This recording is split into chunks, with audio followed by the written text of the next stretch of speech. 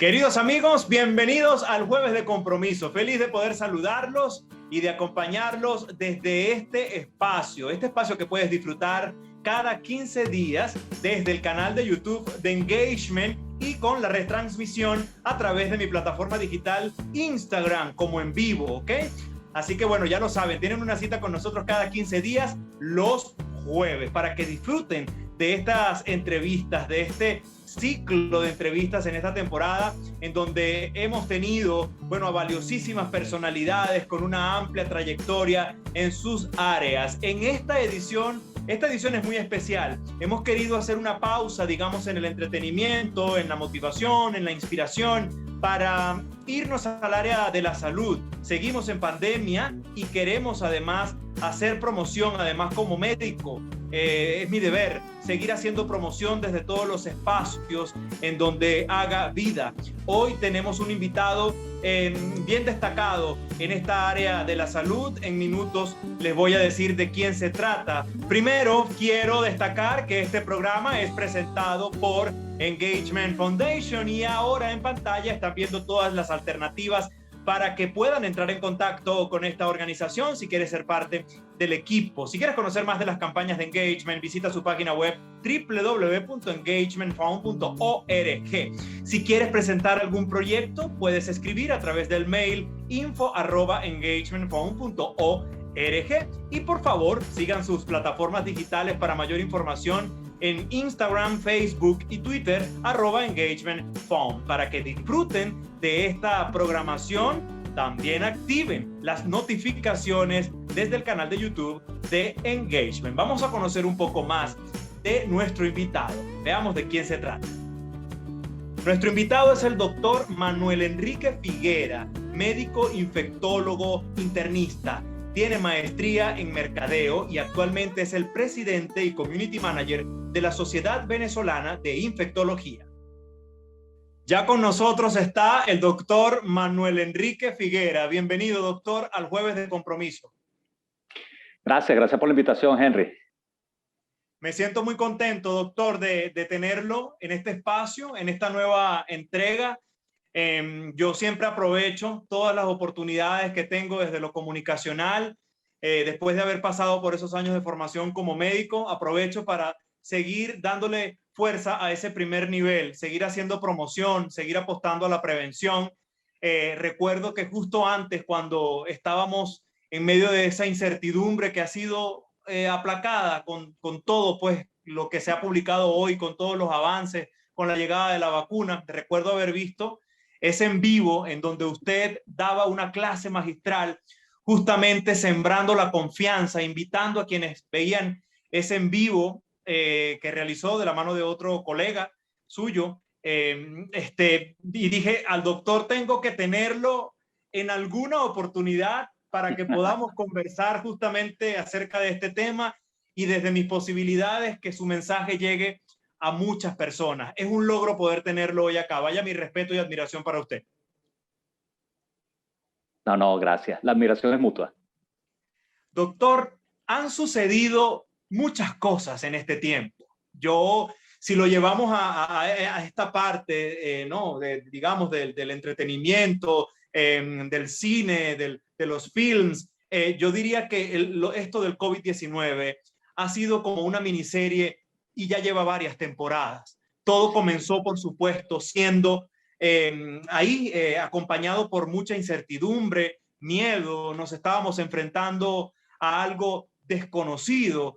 Luego, ahí estábamos, lamentando la partida de seres amados, de seres muy queridos, una situación que sin duda nos ha llevado a todos a la reflexión, porque si bien no hemos perdido a alguien de nuestra familia, de seguro, todos podemos decir hoy que a alguien cercano hemos perdido, a alguien querido hemos perdido. A mí me encantaría, desde ese inicio de todo esto hasta hoy, enfocándonos en las generalidades, enfocándonos justamente en esto que nos ha tocado muy de cerca a todos, de qué manera pudiésemos resumir todo lo que ha sucedido en este tiempo y enfocarnos a través de esta entrega, de este espacio, en los nuevos retos de hoy. Sí, bueno, el problema pandémico de las pandemias o de las enfermedades infecciosas se ha manifestado definitivamente en los medios, en las películas, y siempre la solución aparece en los últimos minutos y en las películas de contagio aparece una vacuna milagrosa y resuelve el problema rápidamente, pero siempre el problema es más complejo porque la humanidad no actúa de manera uniforme, ni piensa, ni tiene el acceso uniforme a todo lo que representan los avances científicos. Y por eso vemos tantas brechas en educación, en acceso a servicios como el agua, electricidad. No es uniforme ni siquiera en los mismos países, en las mismas ciudades, en el mundo en general. Lo mismo pasa, lamentablemente, con los avances científicos que ha ocurrido con COVID y las brechas se han visto incrementadas. Las brechas no solo en el aspecto sanitario, sino también en educación, el acceso eventualmente a una información de calidad y adicionalmente el impacto de COVID-19 ha sido fuerte en lo social, en lo económico, en lo político, en lo psicológico. Y eso es lo más relevante de esta circunstancia. Hay países que han sido más severos y han cerrado su población y eso afecta a la economía definitivamente y también genera agotamiento. Y parte de lo que se pensaba, por supuesto que las vacunas y lograr su desarrollo tan rápido bajo plataformas que ya existían en el pasado era la solución que todos estamos esperando. Pero cuando aparece la solución, pareciera que, al igual que una trama de una serie que quieren alargarla, mira, simplemente aparece personas que no creen en la solución, personas que no tienen acceso a la solución y muchas veces hay esa falta de uniformidad en cuanto a todo lo que se está manejando. De paso, estamos actuando y estamos aprendiendo en la medida que el problema está ocurriendo y está incrementando. Han aparecido variantes nuevas que uno puede decir, bueno, pero ¿por qué el virus se comporta de esa manera? Se comporta de esa manera porque a la humanidad le damos el chance. En la medida que sigan ocurriendo infecciones de manera masiva y involucre a muchas personas, van a aparecer variantes que ocurren porque el virus va mutando, va cambiando. Son pequeñas mutaciones que pueden tener y en un periodo, por ejemplo, se calcula que puede tener una o dos mutaciones en un mes, pero si ocurre una infección en Brasil, en la India, en grandes poblaciones como en Sudáfrica, en Reino Unido, por supuesto que el virus va a cambiar mucho más rápido porque su exposición y su contagio va a ser tan masivo que permite que los cambios ocurran de un modo más rápido. Ahorita estamos en medio de una circunstancia con una variante llamada Delta, que es muchísimo más contagiosa. Por cada infectado, eventualmente por promedio, pudiera contagiar a 8 personas más. Y quizás no ha cambiado las circunstancias de salud. Sigue siendo una enfermedad que en la gran mayoría de los casos se comporta de un modo leve, moderado e incluso hasta 30 o 40% de los infectados no tienen ningún tipo de síntomas, lo cual es bueno, pero es malo en el sentido de que muchas personas inadvertidamente están contagiando a otros y sí va a haber personas que si se contagian pueden tener una infección severa o que puede evolucionar a una infección crítica, incluso comprometer la vida. Entonces, eso es lo importante. Todas las acciones que tengamos que tomar no tienen que ser visualizadas con un punto de vista individual, un punto de vista egoísta. Hay que verlo de un modo más colectivo.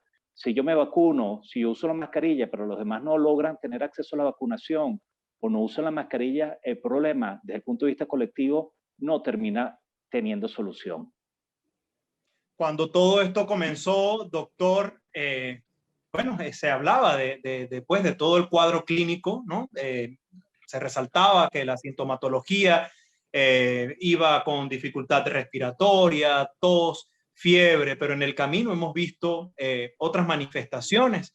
Estas variantes de las que usted habla, si pudiésemos citarlas y al mismo tiempo poder darnos, digamos, la oportunidad de hablar también de los síntomas que se han agregado en este tiempo, sería valiosísimo para todos. Sí, bueno, quizás insistiendo, el COVID tiene un espectro que va desde un lado a casos que no tienen ningún tipo de síntoma. Y es lo relevante, hay hasta un 30-40% de los infectados que no tienen ninguna manifestación y están infectados, pero no manifiestan una enfermedad. Y lo notable de eso es que ellos pueden contagiar a otras personas. Ojo, se ha visto que incluso en estos casos asintomáticos a veces pueden tener ciertos compromisos cardíacos de otro tipo que se notan tiempo después. O sea que incluso los que tienen una enfermedad asintomática no pueden estar confiados de que, mira, no pueden tener consecuencias. ¿Cómo saben que están infectados? Simplemente porque se le hacen las pruebas diagnósticas a través del hisopado. pero los casos leves y moderados, que representan el 80% de los que sí tienen síntomas, son síntomas que pasan desapercibidos o son síntomas que se confunden con otras enfermedades.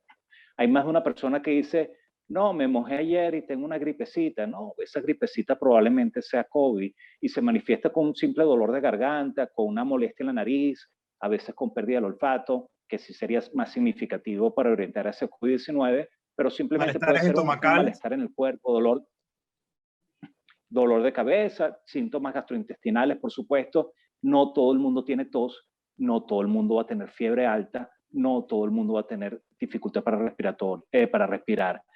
Esos síntomas aparecen sobre todo en los casos ya severos, que es un espectro más avanzado y que usualmente no aparece de inmediato. Las personas que tienen una evolución leve o moderada, alrededor de un 15% de ellos pueden progresar a una inflamación pulmonar y se empieza a manifestar a los 7 días, donde uno con un oxímetro pulso o un saturómetro puede determinar que la saturación está baja y esa persona probablemente pueda tener más tos, dificultad respiratoria, pero hay personas que ni siquiera tienen síntomas en esencia y es lo que llaman la hipoxemia silente. Los niveles de oxígeno en la sangre se determina con el saturómetro que están bajos, pero la persona no siente cansancio. Y eso también ocurre porque como muchas personas están tan encerradas en su casa cuidándose, mira, no tienen una actividad física que denoten que se están cansando. Entonces, en este espectro de enfermedad, hay muchas personas que tienen la idea que COVID-19 implica fiebre alta, tos y dificultad respiratoria y no.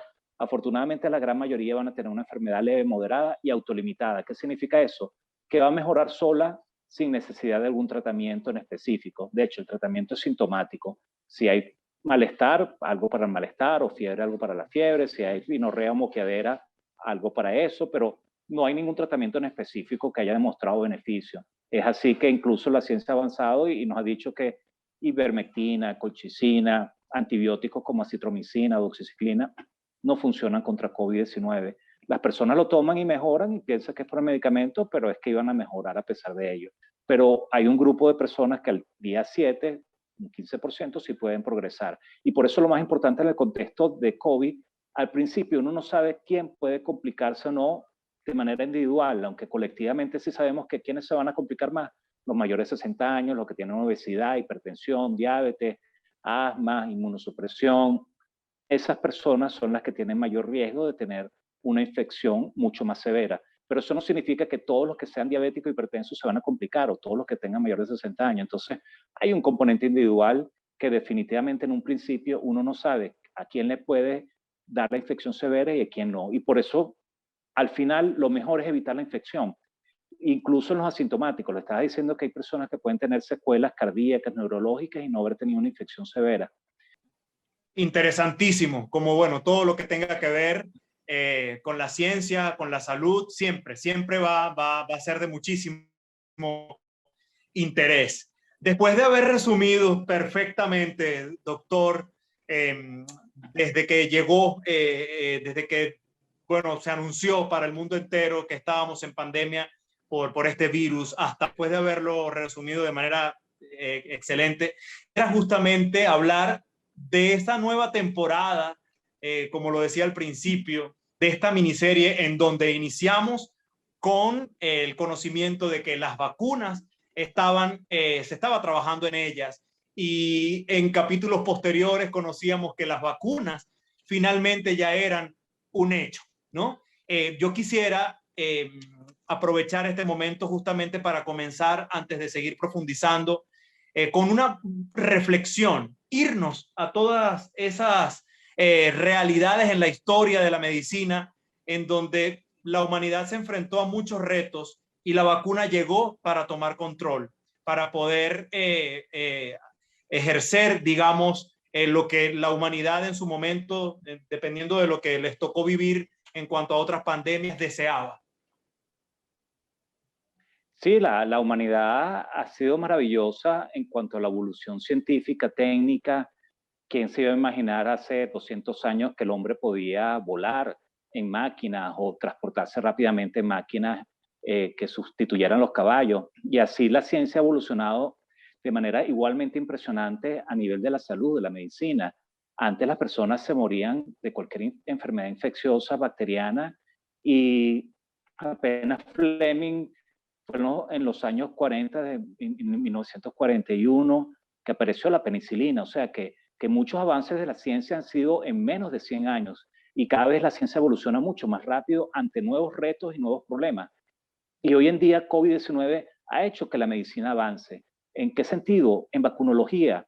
Ya existían plataformas las cuales fueron utilizadas y con una inversión millonaria de distintos factores, tanto gubernamentales como en Estados Unidos y empresariales, de distintas empresas farmacéuticas, se invirtió gran cantidad de dinero simplemente para desarrollar estas plataformas que ya eran conocidas desde el punto de vista experimental y para ajustarlas contra esta nueva enfermedad que en tiempo récord igualmente se identificó. Los primeros casos aparecieron de manera evidente hacia finales del 2019 en diciembre, y cuando China anunció al mundo, en menos de una semana ya se tenía identificado el virus, su genoma en cuanto a sus características genéticas exactas. Esa información se diseminó por el mundo y en cuestión de 2 o 3 días ya se tenían pruebas diagnósticas contra este nuevo virus, y eso es maravilloso. Eso no ocurría antes tan rápido.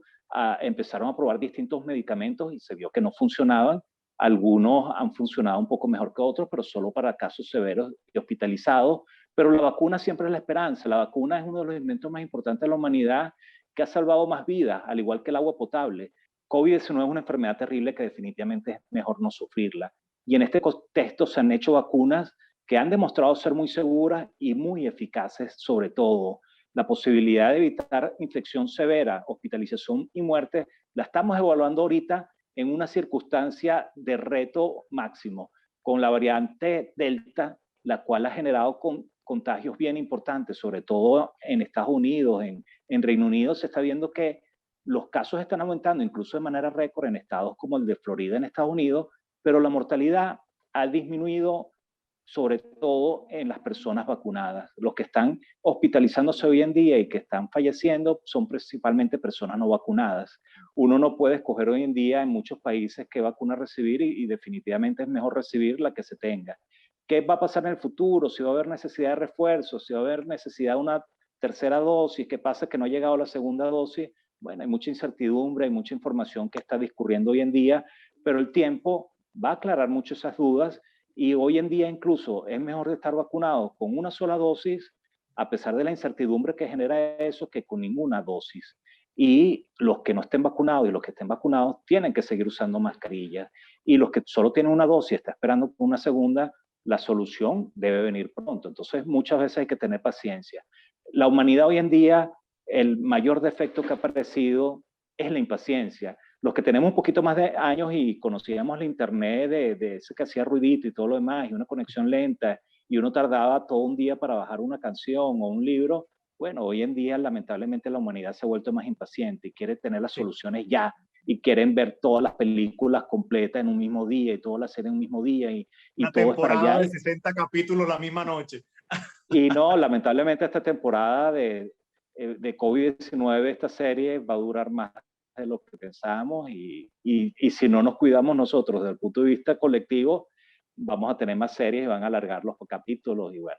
Bueno, los actualizo un poco. Estamos conversando con un valiosísimo profesional, quien a través de sus plataformas digitales ahí está haciendo promoción y en salud, pues haciéndole honor a su carrera, a sus estudios, y quisimos tenerlo en este jueves de compromiso justamente por eso, porque es un profesional de altura comprometido con su carrera, con lo que también sueña y con lo que desea para la humanidad. Estábamos hablando en la parte anterior con el doctor Manuel Enrique Figuera, lo seguimos teniendo en esta segunda parte, doctor, enfocándonos pues en torno a todo esto relacionado con la pandemia por COVID-19 y tratando de fortalecer esa invitación, ese salvavidas que hay que aprovechar, ese paracaídas que hay que abrir, la vacuna.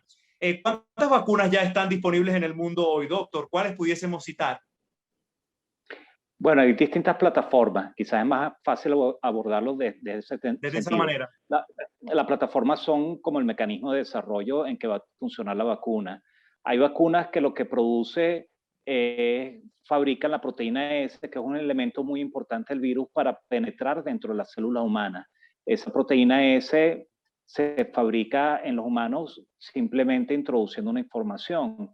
una vez que se fabrica en los humanos, es reconocida como extraño y genera una respuesta inmune desde el punto de vista de producir anticuerpos, que son especies de proteínas que protegen contra ciertas infecciones, en específico, en este caso, contra COVID-19, y algunas células se activan también para defendernos. Entonces, están las primeras que aparecieron, que son las de ARN mensajero, que están envueltas en una cubierta de lípidos, de grasas, y se introducen internamente dentro del cuerpo, introduce esta información genética y fabrica la proteína S y se despierta una respuesta inmune muy importante. Ojo, estas vacunas no modifican el ADN de los humanos, no generan ningún tipo de problema en ese sentido y rápidamente ese ARN que se introduce es destruido. Simplemente él envía como la información y el mensajero es destruido rápidamente por los mismos mecanismos del cuerpo humano, pero permite que esa información llegue, se fabrica la proteína y se genera un sistema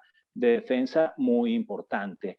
Existen otro tipo de las famosas o las más importantes, está Pfizer y Moderna. Las otras vacunas que empezaron a aparecer fueron las de vector de adenovirus. Los adenovirus son virus que algunos de ellos infectan animales, otros infectan a los humanos. La tercera vacuna que apareció fue entonces de vector de adenovirus de chimpancé. Ellos utilizan este virus, le quitan elementos genéticos para que este virus no se reproduzca dentro de los humanos y le introducen una información que ya dentro del humano, al introducir la vacuna, simplemente dentro de las células reproduce también la fabricación de la proteína S. Igualmente, esto no modifica ningún tipo de elemento genético de los humanos. Y termina fabricando la proteína S, se reconoce como extraña. ¿Y qué está haciendo las vacunas? Un entrenamiento. Simplemente están preparando la inmunidad, las defensas del cuerpo, como si fuera un entrenamiento, de modo que si uno tiene el reto de enfrentarse en un futuro con el virus, ya uno reconoce esas proteínas S como extrañas y ya uno tiene montado un entrenamiento en anticuerpos y células que atacan esas proteínas S que forman parte del virus y evita que el virus se multiplique, evita que el virus penetre en las células y por eso controla la infección. Las vacunas, aparte de que tienen estos vectores de adenovirus, hay una de chimpancé que es la de AstraZeneca, pero hay otras de adenovirus humanos, como la de Sputnik V, que es la única vacuna que los dos componentes de su primera y segunda dosis son diferentes. El primer componente Sputnik V es adenovirus 26, el segundo adenovirus 5. ¿Por qué la hacen diferente? Porque como es un vector, un virus distinto, al introducir este virus se genera también una respuesta inmune contra el vehículo, contra este virus que está transportando la información. Entonces, si uno vuelve a colocar el mismo virus como segunda dosis, ya es reconocido como extraño y no permite que la vacuna funcione. Por eso los de Sputnik V desarrollaron una vacuna con dos elementos distintos, uno primero 26 y otro 5. La otra vacuna que utiliza adenovirus 26 es la de Johnson & Johnson, pero ellos se quedaron con una sola dosis. De hecho, es la única vacuna que tiene una sola dosis, precisamente por eso, porque si repitiéramos el mismo componente, ya tú tienes anticuerpos contra el vector y la segunda dosis no funcionaría de manera adecuada. Y hay otra cuarta vacuna que es China, que es CanSino, que es de adenovirus 5, y ellos también se quedaron una sola dosis. AstraZeneca tiene dos dosis, pero se ha visto que distanciando la dosis a la segunda dosis a las 12 semanas es mucho más efectiva. Esas son las vacunas principales en general y posteriormente aparecieron otras que son de virus inactivados. Eso sí es una plataforma anterior que se usaba en otro tipo de vacunas. Virus inactivados es que simplemente es como si se destruyera el virus, pero se deja como la carcasa del virus, el elemento, de modo que sea reconocido por el sistema inmune y cuando se inyecta el virus no genera la enfermedad, no enferma y ninguno de los otros anteriores tampoco enferman, pero permite entrenar al sistema inmunológico de modo de que si se enfrenta al virus, lo reconozca. Y en este caso va a reconocer distintos elementos, no solo la proteína S, sino otros elementos estructurales del virus, la proteína E, la N, M y otros elementos en general. Entonces, ¿qué pasa? ¿Cómo sabemos si las vacunas funcionan? Bueno, se hacen estudios, sobre todo los estudios de fase 3, donde se compara, en los estudios se coloca a un grupo al azar, sin saber quiénes van a recibir, y doble ciego, ni los que están vacunando, ni los investigadores saben a quién le van a poner vacunas y lo comparan con placebo. Entonces, al azar simplemente algunos le ponen vacuna, otros a placebo, Esas personas viven en distintos países, en distintas zonas donde está ocurriendo la infección, en este caso COVID-19, y evalúan en cierto tiempo, bueno, cuando tengamos 300 personas infectadas entre el grupo estudio, hacemos un análisis preliminar, por ejemplo. Y estos estudios se han hecho inicialmente incluso hasta 40.000, 30.000, 50.000 personas, divididas 20, por ejemplo, en placebo, 20 en los vacunados, y cuando llegaron a un número, determinan ese número 300, por ejemplo, cuántos ocurrieron, ahí destapan el código, cuántos ocurrieron en el grupo de vacunados, cuántos ocurrieron en el grupo de no vacunados. Entonces, ¿cómo sabemos que las vacunas están funcionando en la población hoy en día? Con la efectividad, que es evaluar las vacunas en la vida real, y simplemente lo estamos viendo en distintos países. Por ejemplo, en Argentina evaluaron Sputnik V, Sinopharm, que es una de estas vacunas de virus inactivados, y adicionalmente AstraZeneca, y vieron cuántas personas mayores de 60 años terminaron eventualmente falleciendo a pesar de estar vacunadas. Y se vio que la efectividad, por ejemplo, AstraZeneca fue de 100% en el grupo de 60 a 69 años, Sputnik V con las dos dosis fue de 98%, y AstraZeneca fue muy cercana a 90, y Sinopharm fue muy cercana al 90%. Entonces, eso indica que las vacunas son buenas, evitando enfermedad, evitando muerte, pero algunas personas, en este caso que eran mayores de 60 años, todavía pueden estar en riesgo. Entonces, ¿qué está pasando en el mundo? Hay personas que tienen inmunosupresión de base, que tienen VIH o alguna enfermedad, y quizás en ellos las vacunas no funcionan bien. O personas que recibieron la vacunación, como pasó en Israel a principios de año, y fueron los mayores de 80 años, y ya ha pasado cierto tiempo. Entonces, la angustia que se tiene hoy en día, y es la información que se está recabando, es cuánto durará la inmunidad, cuánto durará la defensa. Eso no se sabe bien todavía, pero ante la aparición de la variante Delta, se están tomando decisiones sin mucho fundamento científico, como colocar refuerzos. Todavía eso no está estudiado adecuadamente. Lo de la tercera dosis. Sí, que es la tercera dosis, pero en algunos países, ante la falta de información, están tomando decisiones, pero son decisiones muchas veces políticas, y lo importante es entender que hay que buscar balancear la inminencia de tener una pandemia que está en evolución, el buscar tener bien inmunizadas las personas, pero también estudiar esto lo mejor posible. Entonces, es importante vacunarse, es la medida de protección que tenemos hoy en día contra COVID-19, y en conjunto con las mascarillas, si lo hacemos masivamente y todos somos responsables, podremos controlar el problema. El punto es que no todo el mundo está siendo vacunado porque hay inequidad y no están llegando las vacunas a todos los países, y eso es problemático, y no todo el mundo tiene la educación ni la conciencia de la importancia de vacunarse y de mantener las Es medidas de así. prevención como la mascarilla. Es así, totalmente, doctor. Y en cuanto a ese mensaje que yo sé que quienes nos están viendo están ahí al pendiente, ¿qué avances pudiésemos citar hoy en cuanto a las edades ideales según las vacunas, que ya igual nos ha introducido más o menos en este tema, hablándonos pues de la eficacia y la efectividad? Poder también, bueno, que nos lo comentaba, aquellos pacientes que tienen comorbilidades, pero en el caso, por ejemplo, de las embarazadas, de las madres lactantes, sé de muchos casos de amigas que han ido a ponerse la vacuna y le han dicho que deben esperar. Eso es incorrecto, y eso es parte de lo que preocupa a uno, que lamentablemente algunas personas que están en los centros de vacunación no están suficientemente capacitadas. De hecho, muchos son colaboradores que ni siquiera son profesionales de salud. Entonces, es lamentable que una persona que no tenga conocimiento en salud esté quitando la oportunidad a la población, aparte de la población, y estén desorientando.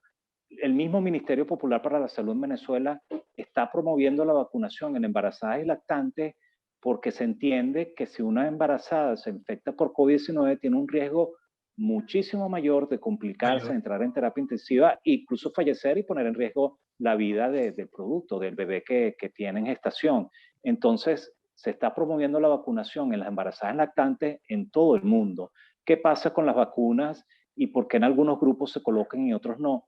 Porque existe la responsabilidad científica, que hay que averiguar primero las cosas antes de hacerlas masivamente. Entonces, lamentablemente, las vacunas no están siendo la solución porque no hay manera que tengamos la oferta suficiente para vacunar a todo el mundo Toda la ya. población. y eso es algo progresivo. Ni todos los países tienen el poder económico para tener tantas vacunas como para vacunar varias veces a toda su población, como algunos países sí lo tienen.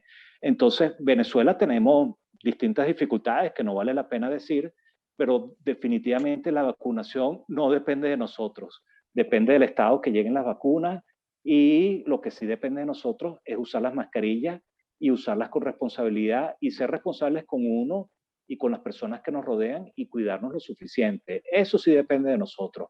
Y hay muchas personas que, a pesar de estar expuestas, que estar de riesgo desde el punto de vista laboral, como nosotros los médicos, y a pesar de que todavía hay muchos que no han sido vacunados, no se han infectado, porque las mascarillas es un paso fundamental, incluso para los vacunados. Insisto en ese punto, puede haber vacunados que se infecten. Entonces no podemos confiar ciegamente en las vacunas, porque estas vacunas no han demostrado tener capacidad esterilizante en esencia contra la variante Delta. Insisto, no es que producen esterilidad, no. Cuando uno habla de vacunas esterilizantes es que evita que tú generes la infección. Entonces, las vacunas están evitando la enfermedad severa, la enfermedad grave, crítica, y la muerte y las hospitalizaciones, pero no está evitando la posibilidad de una infección leve, moderada o asintomática. Doctor, me encantaría ya para despedir que brevemente, porque he escuchado también a mucha gente comentar que no, es que me voy a hacer una PCR primero para luego colocarme la vacuna. Además, ha sido pues tan resaltante esta recomendación que debemos mantener y tenemos que seguir cumpliendo el uso del tapabocas. Vemos que hay gente que se protege, pero muchas veces no con el tapabocas ideal, eh, porque además, no sé, lo cargan por ahí como que si fuese un accesorio más. Con respecto a las mascarillas, hoy en día la recomendación más importante es usar doble mascarilla, una mascarilla quirúrgica por debajo y por encima una de tela. La mascarilla quirúrgica, a veces cuando uno la usa, pueden tener espacios, sobre todo laterales, y para no tener esos espacios donde puede escaparse el aire, uno usa entonces una mascarilla tela que mejora el ajuste. Porque uno usa mascarilla, tiene dos principios, y el principio importante mayor es el de barrera. Hay personas que están infectadas y tienen síntomas leves o moderados, que para ellos no es COVID-19. O hay personas que están infectadas y no tienen síntomas. Entonces, las mascarillas en ellos es una barrera que evita que las gotas de secreciones respiratorias lleguen a otras personas. Entonces, protegen a los demás, y por eso es que el uso de las mascarillas es universal, incluso en los vacunados. Y el otro mecanismo es el de filtro. Hay personas que cuando usan las mascarillas, entonces simplemente las gotas que pudieran estar en el aire, uno las filtra y no le llegan a uno. Entonces, por supuesto que las mascarillas que se usan en el ámbito médico tienen una mejor capacidad de filtro. Son más costosas, pero mira, la gente en general pudiera usar simplemente una mascarilla de tela, pero si quieren mejorar su protección, sobre todo si están en transporte público, en metro, en sitios muy aglomerados donde laboralmente, lamentablemente, tienen que estar en esas circunstancias, deberían usar doble mascarillas para protegerse.